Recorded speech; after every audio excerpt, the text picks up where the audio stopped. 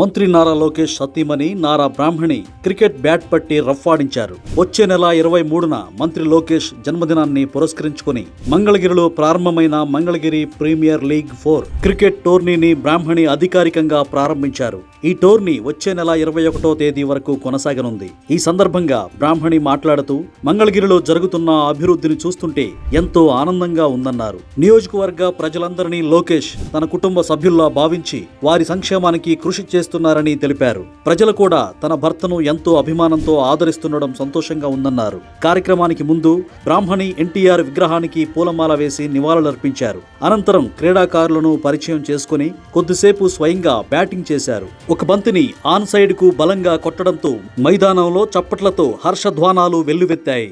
ఈ కార్యక్రమానికి cine hero Nikhil Siddhartha, Rajya Sabha సభ్యుడు సానా సతీష్ బాబు ముఖ్య అతిథులుగా హాజరయ్యారు. ఇటీవల బిజినెస్ టుడే పత్రిక బ్రాహ్మణికి most powerful women in business award అందజేసిన విషయం తెలిసిందే. ఈ సందర్భంగా కూటమి నాయకులు, తెలుగు మహిళలు, అభిమానులు ఆమెకు శుభాకాంక్షలు తెలిపారు. ప్రభుత్వ సొమ్మును వినియోగించకుండా మంత్రి లోకేష్ తన సొంత నిధులతో క్రికెట్ టోర్నీ ఘనంగా నిర్వహించడంపై ప్రశంసలు వెల్లువెత్తుతున్నాయి. టోర్నీలో విజేతలకు 10 లక్షల ప్రైజ్ మనీ అందించనున్నారు.